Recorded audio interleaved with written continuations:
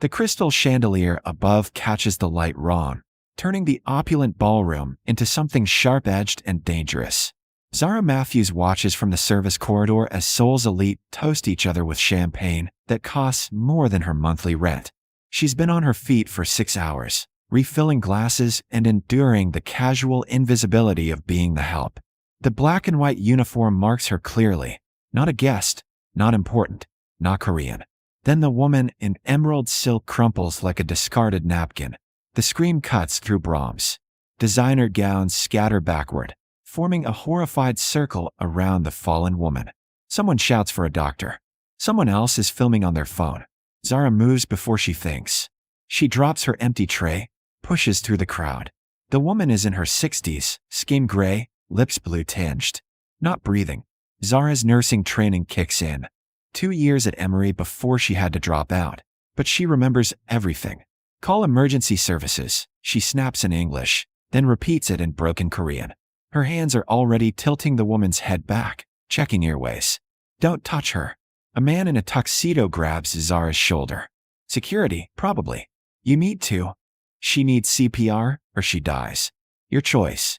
Zara shrugs him off, interlaces her fingers, positions her hands over the woman's sternum. The compressions hurt her arms immediately. Proper CPR always does.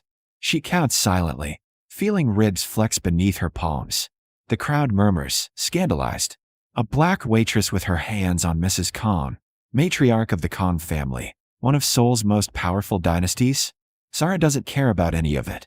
30 compressions. She checks the airway again, delivers 2 rescue breaths. More compressions. Her world narrows to rhythm and pressure and the terrible stillness of the body beneath her hands. Move. The voice behind her is cold enough to freeze the Han River. Zara ignores it, continues compressions. I said move. Hands, strong, certain. Pull her backward. She rounds on whoever's interfering, ready to fight. The man standing over Mrs. Kang is tall, dark-suited, with a face carved from marble and eyes like black ice. He's already kneeling, already positioning his hands correctly. Keep going, Zara says. Don't stop compressions for more than 10 seconds. His eyes flash to hers. Surprise. Assessment. Something darker. Then he's working, smooth and practiced, while Zara monitors Mrs. Kang's pulse point. They work in tandem. This dangerous stranger and the waitress nobody sees. 30 compressions. 2 breaths. Again. Again. Mrs. Kang gasps, coughs, her eyes fluttering open. The ballroom exhales collectively. Someone applauds, tentative, then building. The man sits back on his heels, and Zara sees his hands trembling slightly before he fists them. Yama, he says softly. Mother. The paramedics arrive in a flurry of equipment and rapid Korean. They stabilize Mrs. Kang, prepare her for transport. Through it all, the man, her son, doesn't leave her side. But his eyes keep tracking back to Zara. Zara retreats to the service corridor. Her uniform is disheveled, her hands still shaking with adrenaline. She needs to clock out, go home, process the fact that she just saved someone's life. Miss Matthews. She turns. The son is standing in the corridor, somehow looking more intimidating outside the ballroom's bright lights. Up close, he's devastating. Sharp cheekbones, perfect mouth set in a grim line. Expensive cologne mixing with the antiseptic smell, still clinging to both of them. You knew what to do, he says. It's not a question. I have medical training. Anyone would have. No, they wouldn't have. His eyes are obsidian, unreadable.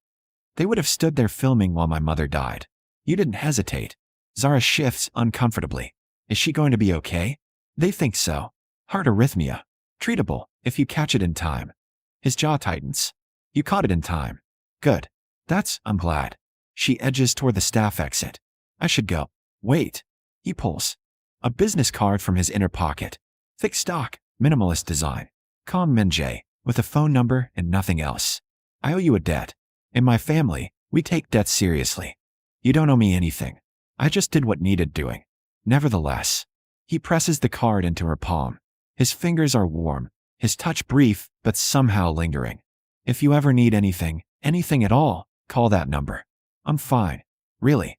For the first time, something almost like amusement crosses his features. You're working a catering job in clothes that don't fit right, with medical training you're not using. You're not fine. But you will be, because I just made you untouchable in this city. Before Zara can process that cryptic statement, he's gone, striding back toward the main ballroom. She looks at the card in her hand. The weight of it feels heavier than paper. 2 weeks earlier, Zara's apartment in Itaewon is smaller than the bathroom in that ballroom. One room, shared toilet down the hall, window that faces a brick wall. Rent is still $800 a month, which takes her entire catering salary plus the tutoring gigs she picks up teaching English to businessmen. She came to Seoul 18 months ago chasing a relationship that imploded within 3 months. Jae, her ex-boyfriend, had been teaching English, made it sound like an adventure. Instead, he'd been cheating with a fellow teacher, left Zara scrambling to cover the apartment deposit he'd stolen from their joint account. By then, she'd already burned through her savings. Going home to Atlanta meant admitting failure to her mother, who'd warned her not to follow some man halfway around the world. So Zara stayed, working whatever jobs she could find, telling herself it was temporary. 18 months later, she's still here. Her phone buzzes. A text from the catering company. Gala tomorrow night. Shilla Hotel, $150 for 6 hours. She accepts immediately. The money will cover groceries and the medical bill from last month, when she had food poisoning and had to visit the clinic. She doesn't know that accepting the shift will change everything. Doesn't know that in 24 hours, she'll be kneeling on marble floor, fighting death with her bare hands. Doesn't know about the man watching from the shadows, the one who's been aware of her existence since she started working these events 3 months ago. The one who notices everything, forgets nothing, and just found his perfect weakness wearing a server's uniform. Min-jae Kang doesn't believe in fate, but he believes in debts, leverage, and the fascinating courage of a woman who moves toward danger while everyone else retreats. He'll learn her name, her story, her vulnerabilities, and then he'll make sure she never has to be invisible again. The hospital smell brings back memories Zara's been trying to forget. She's standing outside Seoul National University Hospital at 7 a.m., the business card heavy in her jacket pocket. She didn't plan to call. But yesterday she got an eviction notice. Her landlord is selling the building, everyone out in 30 days, and the catering company just cut her hours. Pride is a luxury she can't afford. The number on Min-jae's card connects on the first ring. Miss Matthews. His voice is unsurprised, like he's been waiting. Where are you? How did you know it was me? I know everything. Answer the question. Something about his certainty should be creepy. Instead, it's oddly comforting, like someone's finally paying attention. SNUH. The main entrance. Don't move. He arrives in 10 minutes. Impossible unless he was already close. The black Mercedes pulls up smoothly, and Min-jae emerges in a charcoal suit that probably costs more than Zara's entire wardrobe. He looks her over once, cataloging the second-hand jacket, the worn sneakers. Get in. We'll talk over breakfast. The restaurant is private, expensive, empty except for them. Min-jae orders in Korean, then switches to English. My mother wants to thank you personally. She's being discharged this afternoon. That's great. Really? I'm so glad she's. Why did you call? Direct, no preamble. Zara's pride wars with desperation. Desperation wins. I'm being evicted. I have 30 days to find a new place, but rent in Seoul is impossible, and my work hours just got cut. And she stops. I don't know what I'm asking for. I just didn't know who else to call. Min-jae studies her with those unreadable dark eyes. You saved my mother's life, and you're asking for housing assistance like it's a favor? I'm not asking for charity. Good. I don't give charity. I make deals. He leans back. I have a proposition. My mother needs a companion. Someone with medical knowledge who can monitor her condition, remind her to take medications, accompany her to appointments. The previous nurse quit. My mother is, diplomatically speaking, difficult. I'm not a licensed nurse. I only finished 2 years. You have practical knowledge and calm under pressure. That's more valuable than certification. His tone brooks no argument. Live-in position. Private suite in the family compound. Salary that's triple what you're making now. 6-month contract, renewable. Zara's heart pounds. Why? You could hire an actual nurse. My mother doesn't trust easily. She trusts you. You held her life in your hands. He pauses. And I prefer to keep people I'm indebted to close, where I can ensure their safety and satisfaction. There's something underneath his words, something Zara can't quite parse. She should ask more questions. Should investigate this family, understand what she's getting into. Instead, she says, when do I start? The Kang family compound is in Songbukdong, Seoul's most exclusive neighborhood. The house is traditional Korean architecture mixed with modern luxury. Curved rooflines, heated floors, walls that slide open to reveal manicured gardens. Zara's suite is larger than her entire former apartment, with a bathroom that has a soaking tub and windows overlooking a koi pond. Mrs. Kang, call me A-cha, is indeed difficult. She refuses medications, dismisses doctor's orders, and speaks rapid Korean that Zara mostly can't follow. But there's a grudging respect in her eyes when she looks at Zara, an acknowledgement of debt repaid with trust. Min-jae is barely there.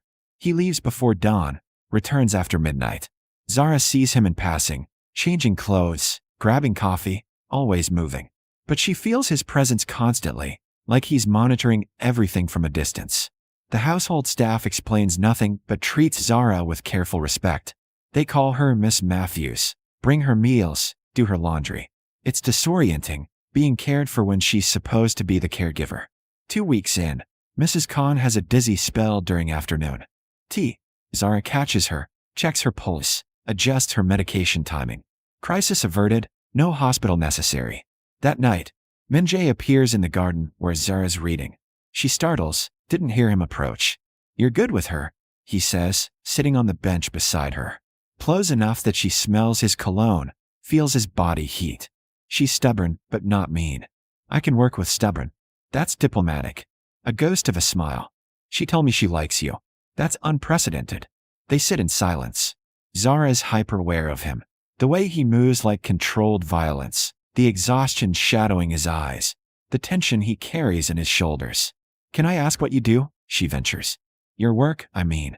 Import-export. Family business. The lie is smooth, practiced. That's vague. It needs to be. He turns to face her. My family has operated in Seoul for 3 generations. We maintain certain interests that require discretion. The less you know, the safer you are. Safer from what? From being used against me. It's the most honest thing he's said. My enemies would hurt my mother to hurt me. Now you're associated with this family. That makes you a potential target. Zara's stomach drops. Should I be worried? No. Because anyone who touches you answers to me. And I have no mercy. He says it like a simple fact, but the coldness in his voice makes her shiver. You're under my protection now. Completely. I didn't ask for that. You saved my mother. You became mine to protect. He stands, looking down at her. Get used to it, Miss Matthews. I don't let go of what's mine. He leaves before she can respond. Zara sits in the dark garden, trying to understand what just happened. The way he said mine shouldn't make her pulse race. She's an employee, a companion to his mother, nothing more. But the way he looks at her suggests otherwise. The first crisis, it happens 3 weeks into her employment.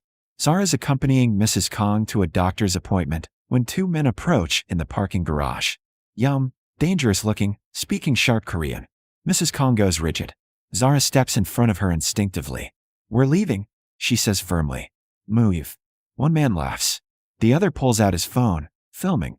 They're not here to hurt anyone. They're here to intimidate, to send a message. Zara pulls out her own phone, dials the number Min-jae gave her for emergencies. He answers immediately. What's wrong? 2 men. Hospital parking garage, level B2. Locking us. Put them on speaker. His voice has gone absolutely arctic. She does. Min-jae speaks in Korean. Low, vicious, terrifying. The men's faces drain of color. They back away, bowing, practically running. Take my mother home, Min-jae says. I'm sending additional security. This won't happen again. The car ride home is silent. Mrs. Kang's hand finds Zara's, squeezes once. Thank you for protecting this old woman. Always, Zara promises. And means it. That night, Min-jae comes to her suite. He's still in his suit but disheveled, tie loose, fury radiating off him. Did they touch you? No. I called you before. He crosses the room, frames her face with both hands. The touch is gentle despite the violence in his eyes. If anyone hurts you, I will destroy them. Do you understand? Not arrest, not intimidate. Destroy. Min-jae, you're brave and kind and you protect my mother like she's your own.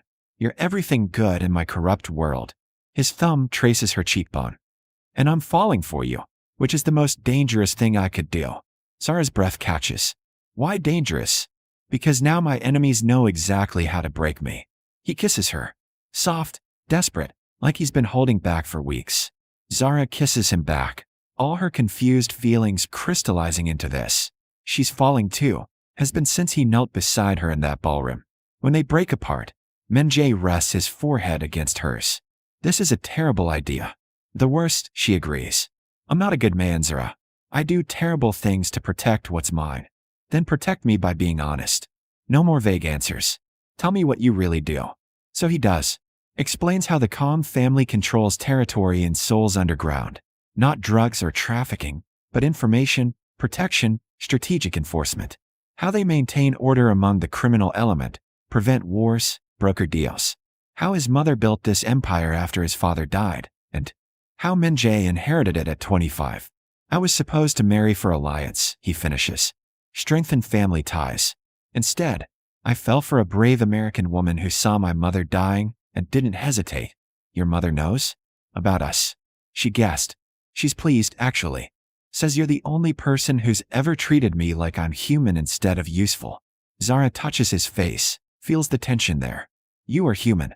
Complicated, dangerous maybe, but human. With you, I remember that. He captures her hand, kisses her palm. Stay? Not as an employee. As mine. That's very possessive. I'm a very possessive man.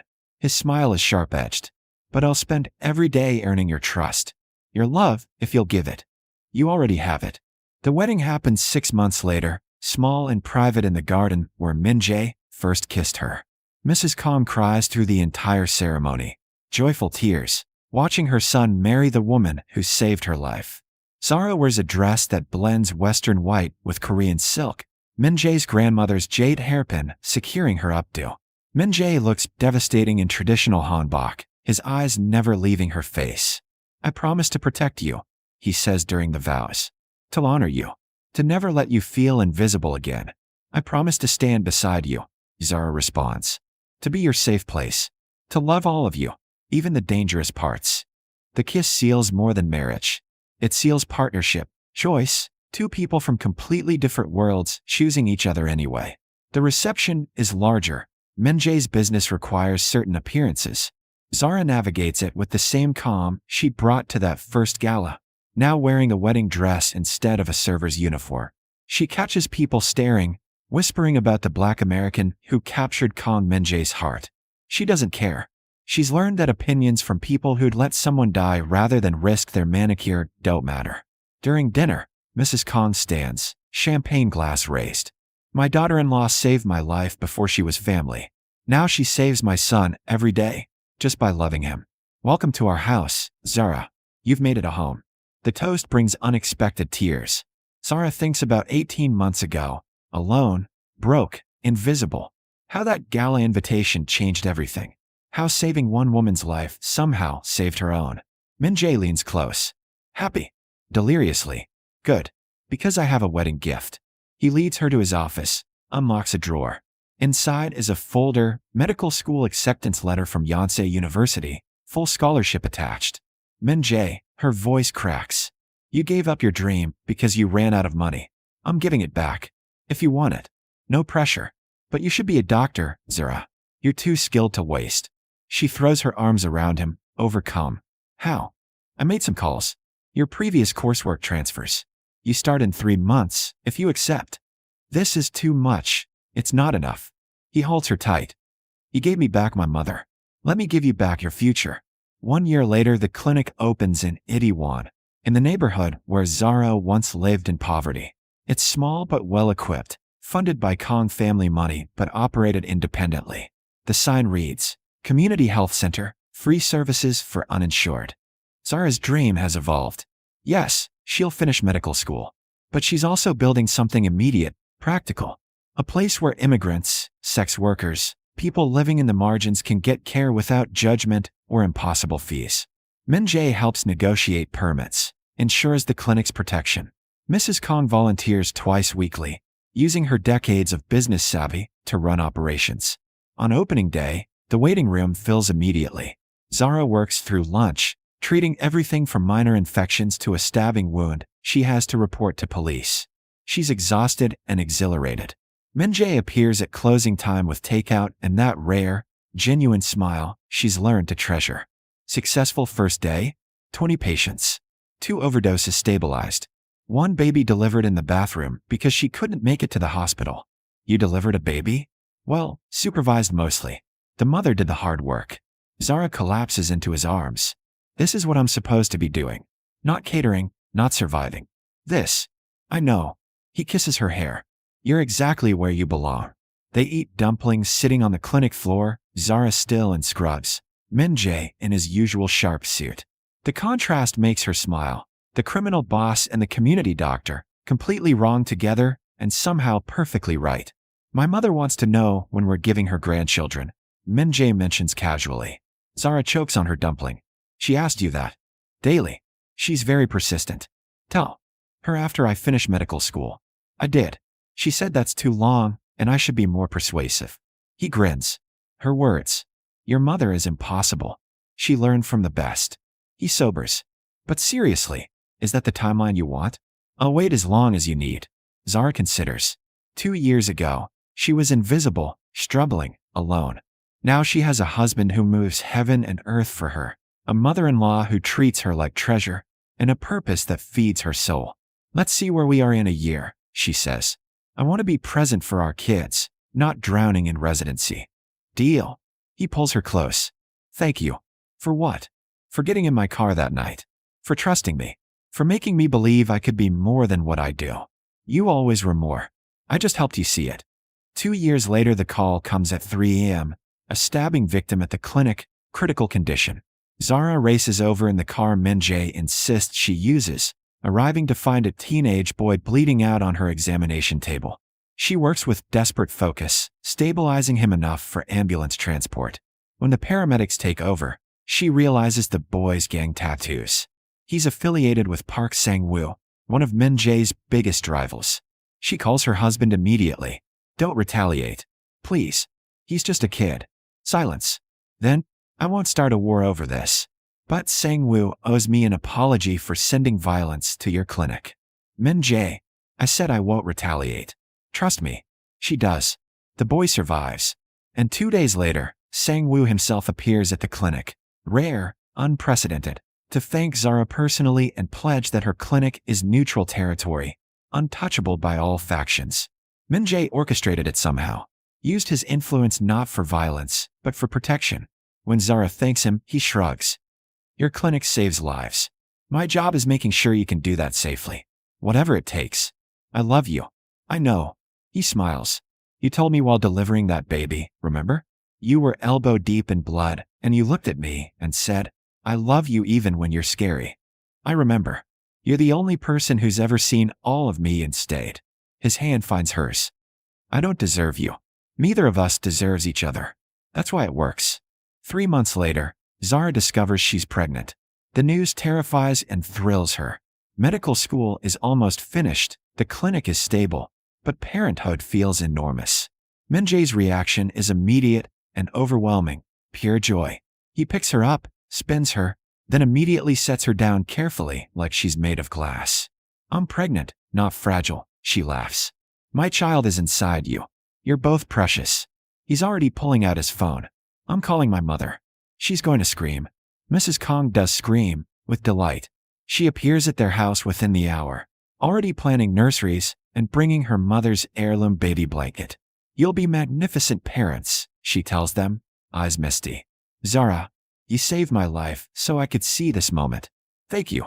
That night, lying in bed with Min-jae's hand on her still flat stomach, Zara reflects on the impossible journey. From invisible waitress to beloved wife. From broke and struggling to building a family. What are you thinking? Min-jae murmurs. That I almost didn't go to that gala. The catering company called last minute. I was exhausted, and I almost said no. Fate. You don't believe in fate. I believe in you. He kisses her. You walked toward danger while everyone else ran away. You saved my mother, then saved me. That's not fate. That's who you are. And who are you? The man lucky enough to be loved by you. Their daughter is born on a spring morning, healthy, loud, perfect. They name her Aija, loving child. with Zara's mother's middle name, Grace. Min-jae cries when he holds her for the first time.